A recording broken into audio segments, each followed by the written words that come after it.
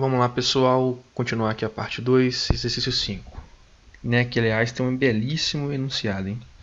O veloz motorista Rubinho Barrichello, grande Rubens Barrichello, deseja controlar os pedidos da corrida no seu Uber, um Chevetão 72. O cara tá mal mesmo, hein? Ajude o Rubinho fazendo uma função que receba como parâmetros um valor real, que é uma distância em quilômetros, e um valor inteiro, que é a hora da corrida. Tá? Então, olha só. Nós já sabemos que vai ter uma função e que ela tem como parâmetro um valor real, um float, que é uma distância em quilômetros, e um inteiro, que é a hora de início da corrida do grande Rubinho. Uma vez que o Rubinho é preguiçoso e só realiza corridas de no máximo 150 km, a função deve imprimir corrida não permitida e retornar -1 caso a distância exceda o limite. Então, leitura do enunciado. Eu sou chato de falar isso várias vezes, mas é muito importante. Olha só. A função vai imprimir e também vai retornar. Então aqui é um caso atípico de função que imprime e também retorna. Tá? Não tem nenhum problema quanto a isso. Tá? Isso é completamente possível. Tá? Mas é um caso atípico, né? Que geralmente função que imprime é função em void, e função que retorna, geralmente, ela não imprime, beleza? Então, tranquilo, vamos lá. Então, olha só. O grande Rubinho só realiza corridas de no máximo 150 km. Então, qualquer corrida acima dessa distância, a função vai retornar -1 e vai ser impresso corrida não permitida. Tá? Agora, caso a distância seja válida, ou seja, uma distância de até 150 km, a função deve retornar o valor total a ser pago pelo passageiro de acordo com as faixas de horário mostradas na tabela a seguir. Tá? Então a gente tem aqui uma tabela, tá embaixo, com faixas de horário. Tá? De 8 às 11 horas, o valor da corrida é 1,79 por quilômetro. Das 2 às 6 da tarde é 2,59 por quilômetro. E entre as 8 e 11 da noite é 3,85 por quilômetro. Tá? Se o horário informado não constar em nenhuma das faixas de horário abaixo, né, ou seja, se o valor, por exemplo, for 7 da manhã, está fora de qualquer faixa aqui, ou meio-dia, fora de qualquer faixa, a função deve imprimir horário inválido, estou descansando, e retornar -1. Então nós temos aqui 3 casos. Tá? Primeiro caso, caso a corrida exceda 150 km, que é uma corrida inválida, eu imprimo corrida não permitida e vou retornar -1. Os demais casos, né? Eu vou testar se o horário pertence a alguma das faixas aqui informadas e vou calcular o preço da corrida, né, que é dado aqui pela tabela. E o último caso é uma corrida em uma faixa de horário que não consta na tabela, que vai ser horário inválido, o cara está descansando e vai tornar 0. Tá? Então a função também já foi dada aqui no enunciado, tá? Passo a passo, é só transformar isso em código, então não tem nenhuma complicação, hein? Depois nós vamos aqui no main para fazer o main. Vamos primeiro para a função então. Então nós vimos que a função ela tem retorno, né? Vai retornar -1 se a distância exceder, vai retornar o valor pago pelo passageiro caso a distância esteja caso a corrida esteja num horário permitido, ou 0 no caso de horário inválido. Então, se a função retorna -1, 0 ou um valor a ser pago, né, o retorno da função tem que ser float, certo? Já que a função retorna para a gente um valor monetário ou -1 e 0. Tranquilo? E nós vimos também que a função, que eu chamei aqui de retorna valor corrida, vai receber como entrada a distância em quilômetros da corrida e o seu horário de início, que é o inteiro. Então eu vou testar primeiramente se o caso em que a distância vai exceder os 150 km máximos permitidos. Então, if distância maior que 150, né? Se a distância for maior que 150, aqui eu crio uma variável hat que vai armazenar o meu retorno da função. Né? Se a distância exceder, eu vou retornar -1. Então, hat recebe -1 e vou imprimir corrida não permitida, como o enunciado pediu. Caso contrário, que é o else, ou seja, se a distância for menor ou igual a 150, eu entro no else, que está nesse intervalo aqui grande. Está nesse intervalo todo aqui, demarcado entre as chaves aqui em azul. Aí eu vou testar cada uma das faixas de valor. Né? If a hora maior ou igual a 8 e hora menor ou igual a 11. Então, se a hora estiver entre 8 e 11, qual vai ser o meu retorno? É o valor a ser pago pelo passageiro, que é o quê? Que é a distância dele vezes o preço por quilômetro. Então, aqui, ó, de 8 às 11, aqui na tabela, a gente vê que o quilômetro é 1,79. Então o valor a ser pago, que é a variável hatch, tá? É a distância que ele vai percorrer, né, que é em quilômetros, vezes o preço de cada quilômetro, que é 1,79. Else, né? Então temos aqui um outro else, ó, tá? Ainda dentro do else mais externo. Se a corrida não tiver entre 8 e 11 e não for inválida. Eu tenho vários casos. Se a corrida estiver na outra faixa de valores, de 2 às 6 da tarde, vai ser 2,59 por quilômetro. Eu calculo aqui a distância e jogo em hatch.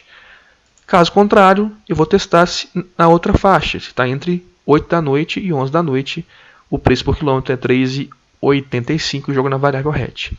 Se não for nenhum dos casos anteriores, né, nem corrida inválida, nem fora dessa faixa, fora dessa faixa, fora dessa faixa, a corrida está num horário inválido, né, fora de qualquer horário da tabela.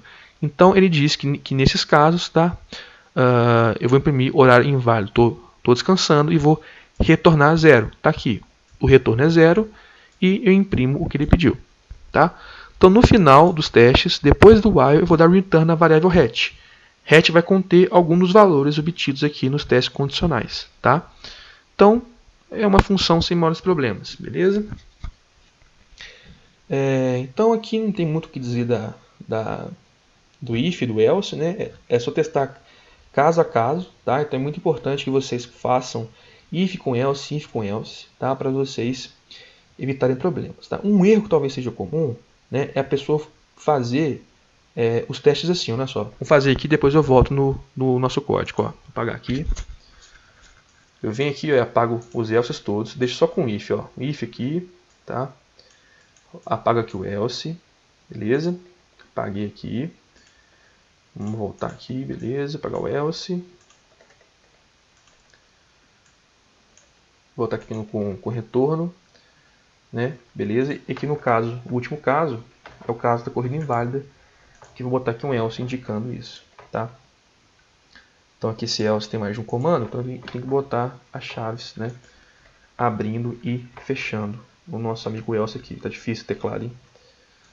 Vamos lá, fechei aqui. Então eu vou fechar o else aqui. Essas chaves não existem mais, beleza? Então olha só. Após que muitos de vocês fizeram mais ou menos assim, ó, tá? Fizeram os testes somente usando o if, tá? Isso que funciona parcialmente. Vamos ver aqui por quê, ó. Supondo o seguinte. Supondo que o cara me passou aqui, como entrada na função aqui, a hora da corrida, tá? A distância de 100 km, tá? E a hora da corrida deu, por exemplo, 9 da manhã, tá? Então, se a distância é 100 km, esse if aqui vai dar falso, beleza? Então, a corrida ela é válida, beleza. Aí eu venho testar a hora. A hora que eu falei é 9 da manhã, né? Então aqui, 9 da manhã, está na faixa de intervalo aqui inicial. Então beleza, então eu vou calcular esse preço e vou botar na variável hatch. Ok, perfeito, sem nenhum problema. Então esse if aqui daria falso, né? Que 9 está fora dessa faixa. E esse if também. Só que quando esse if aqui dá falso, né? Ele vai pegar esse else, porque esse else ele somente nega esse if aqui. Então, se esse if é falso, o else vai ser executado. Então, além de eu entrar nesse if aqui de cima e calcular, né, o preço da corrida e jogar em hatch, eu também iria entrar no else e zerar a variável hatch e imprimir horário inválido. O que é um erro, né, porque ou a minha corrida é válida, né, ou é inválida. Não tem como eu correr duas coisas que não têm relação entre si, né? Aliás, não podem ser ao mesmo tempo verdadeiras, tá? Então, por isso que é importante aqui nós colocarmos if com else, if com else, if com else, porque esse else aqui sozinho, ele só nega o if anterior. Agora, se eu fizer como eu fiz anteriormente aqui, ó, eu vou voltar lá como estava o nosso código. Aqui, ó, eu tenho vários pares de if e else. Então, se esse if for falso, eu vou executar esse else, tá?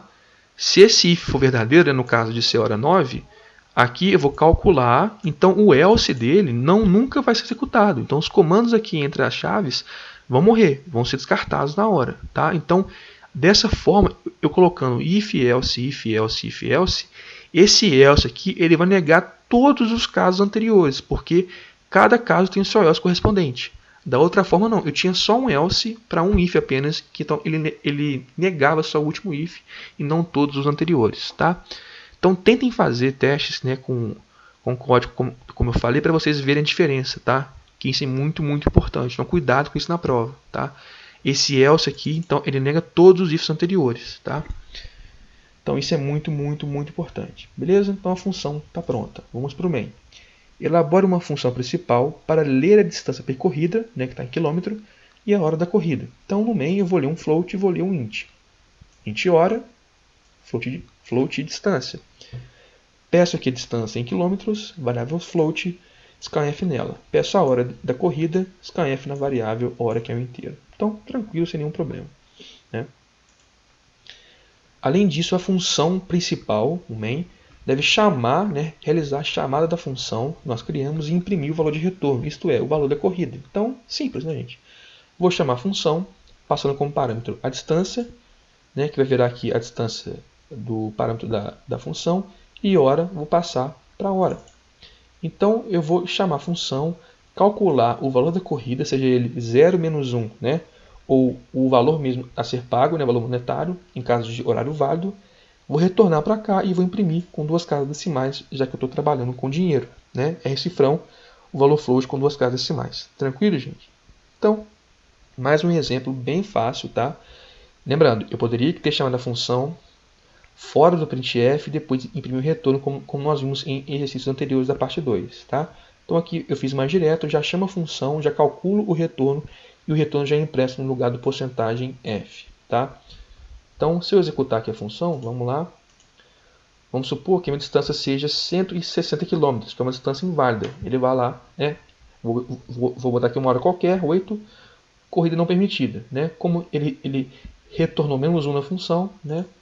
A minha corrida vai valer menos R$1, o que está errado, né? Mas não foi pedido no enunciado para nada ser feito nesse sentido, tá? Então, corrida inválida, beleza. Se eu rodar aqui e executar, por exemplo, uma corrida de 100 km, que é uma distância válida, às 7 da manhã, que é um horário que não consta na tabela, tá? É um horário inválido, estou descansando, a corrida ela não existe, então por isso ela vale R$0, né? Entra aqui no último caso, né, do horário inválido. Agora, por fim, se eu digitar aqui, por exemplo, 100 km a corrida, e um horário válido, né, que o cara trabalha, 9 horas, por exemplo, está aqui o valor da corrida, que é R$179 por quilômetro, beleza? Já que 1 km é R$1,79 nessa faixa de valor. Tranquilo, gente? Então estudem aí, vejam esse algoritmo de novo, voltem o vídeo, né? Enfim, corram atrás que esse algoritmo também é sem complicação. Beleza? Vamos lá.